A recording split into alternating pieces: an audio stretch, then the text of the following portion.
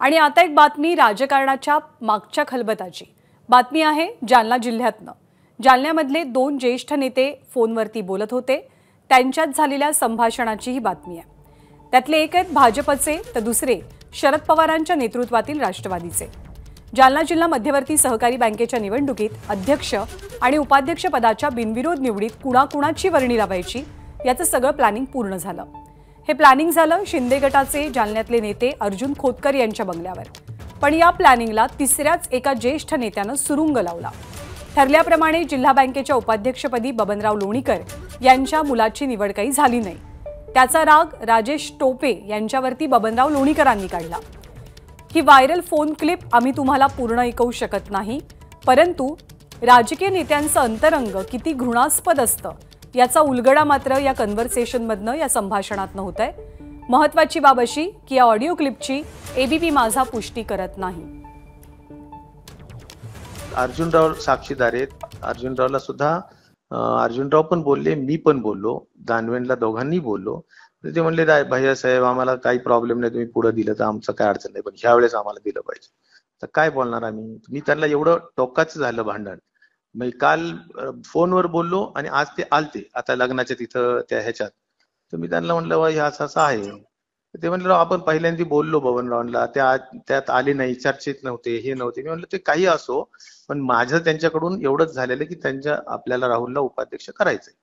तर ते आता तुम्ही असं मला वाटतं की ह्यावेळेस सोडावं। ते म्हणले नाही मला ह्यावेळेस साहेब राजकारण मोठं नसतं, त्या उपाध्यक्ष पदात काही नाहीये, आम्हालाही माहिती आहे। एकच सांगू का, मी ह्यांना आणि तुम्ही शब्द दिला, अर्जुनरावच्या बंगल्यावर बोलला, चर्चा केली, पण पुढच्या ह्याच्यात पाळू आता नाही। अरे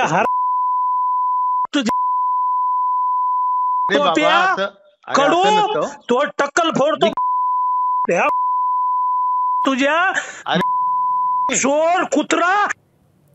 आणि या व्हायरल ऑडिओ क्लिपवरती बबनराव लोणीकर यांची प्रतिक्रिया कळतेय। ही ऑडिओ क्लिप आपली नाही आणि आपण शिवीगाळ सुद्धा केलेली नाही असा दावा बबनराव लोणीकरांनी केलाय। त्यांच्याशी संवाद साधलाय वेदांत नेतनं।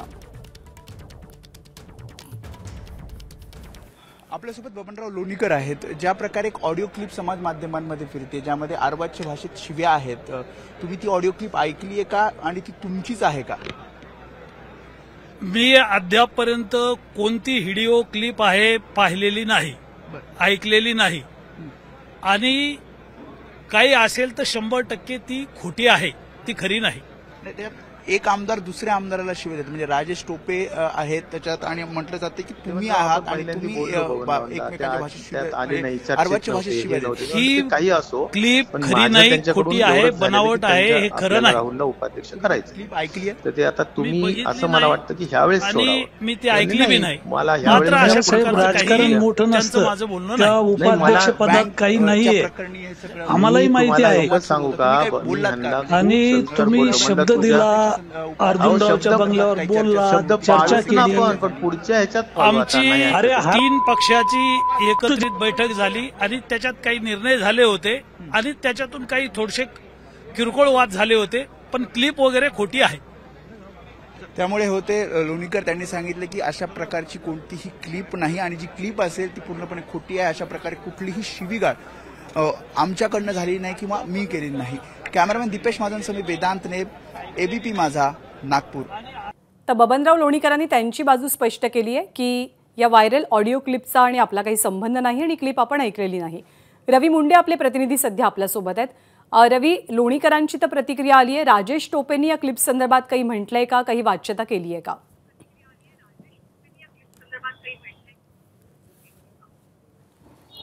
ज्ञानदा, अद्यापर्यंत राजेश टोपे यांची प्रतिक्रिया या संदर्भामध्ये आलेली नाही आहे। मात्र आपण जर बघितलं तर या वादाला एक आता लोणीकरांनी जे स्पष्टीकरण दिलंय, त्यांनी मागच्या काळामध्ये काही छोट्या मोठ्या घटना झाल्याचं आता ते सांगत आहेत। तर ती संदर्भ असा होता की जिल्हा बँकेच्या उपाध्यक्ष पदाच्या निवडणुकीसाठी जी बिनविरोध होणार होती, त्या अनुषंगाने कुठेतरी बबनराव लोणीकर यांचे पुत्र राहुल लोणीकर हे उपाध्यक्ष व्हावेत आणि त्यांना राजेश टोपे यांनी मदत करावी असं कुठल्या प्रकारचं तरी त्यांच्यामध्ये कमिटमेंट झालेली होती आणि कुठेतरी ही कमिटमेंट ही राजेश टोपे यांनी पाळली नाही आणि त्या अनुषंगाने त्या दोघांमध्ये वाद झालेला होता आणि हा वाद पोलीस स्टेशनपर्यंत गेलाय। दोन्ही समर्थकावरती, दोन्ही नेत्यांच्या समर्थकांवरती पोलीस दप्तरी नोंद देखील आहे। दगडफेक करणं या प्रकारचे गुन्हे त्यांच्यावरती नोंदवले गेलेले आहेत. त्याच्यामुळे कुठेतरी जिल्हा बँकेचा संदर्भाला धरून ही ऑडिओ क्लिप असल्याचं म्हटलं जाते. आता बबनराव लोणीकरांचं जरी स्पष्टीकरण आलं असलं तरी अद्यापपर्यंत राजेश टोपे ज्यांनी स्वतःहून हा कॉल केलेला असल्याचं आपल्याला ऑडिओ क्लिपमध्ये दिसतंय. अर्थात आपण याची पुष्टी करत नाही आहोत, मात्र राजेश टोपे यांनी मात्र याबाबत कुठलंही स्पष्टीकरण दिलेलं नाहीये. लोणीकर मात्र आपल्या स्पष्टीकरणामध्ये एक सांगत आहेत की त्यांच्यामध्ये काही कमिटमेंट झालेली होती आणि त्या अनुषंगाने थोडासा वाद देखील झाला होता, हे लोणीकर स्पष्टीकरण देत आहेत. मात्र त्याचा संदर्भ या ऑडिओ क्लिपशी आहे का हे पाहणं महत्वाचं आहे. आणि अर्थात लोणीकरांनी नाकारलं असलं तरी राजेश टोपे यांचं यावरती काय मत आहे हे देखील पाहणं महत्वाचं असणार आहे. ज्ञानदा. रवी, एकाच जिल्ह्यातले सगळे नेते राजेश टोपे, बबनराव लोणीकर, उल्लेख आला रावसाहेब दानवेंचा सुद्धा या ऑडिओ क्लिपमध्ये, त्याचबरोबर अर्जुन खोतकरांच्या घरी ही सगळी भेट झालेली किंवा ज्या गोष्टी जिल्हा बँकेसंदर्भातल्या ठरवल्या गेल्या त्या खोतकरांच्या घरी निश्चित झाल्याचाही उल्लेख या ऑडिओ क्लिपमध्ये आपल्याला ऐकायला मिळतो. हे राजकारण कसं आहे? जालन्यामधलं हे सगळं अंतर्गत पक्षापक्षांमधली राजकीय समीकरणं नेमकी कशी आहेत?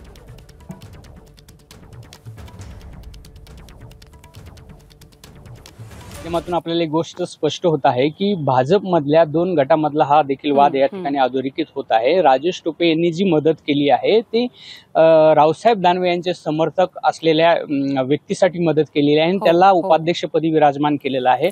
अर्थात बबनराव लोणीकर यांच्या पुत्राला म्हणजे राहुल लोणीकरांना या ठिकाणी विराजमान व्हायचं होतं या उपाध्यक्षपदी, असा कुठंतरी या संदर्भ याच्यातून कळत आहे आपल्याला.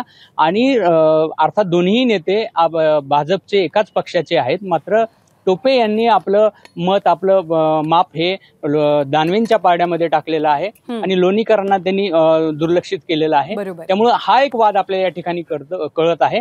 आणि सर्व नेते जिल्हा बँकेमध्ये एकत्रित आलेले याचं देखील आपल्याला कळतंय. म्हणजे आपसापसातला पक्षीय मतभेद बाजूला सारून सर्वानुमते कुठेतरी बिनविरोध व्हावी.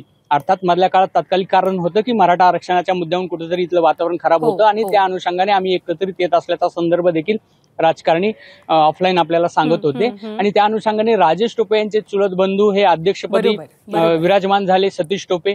त्यानंतर उपाध्यक्ष पदाच्या निवडी संदर्भातला हा गोंधळ होता आणि त्या ठिकाणी कुठेतरी एकमत झालेलं दिसत नाहीये. धन्यवाद रवी या सगळ्या सविस्तर माहितीबद्दल.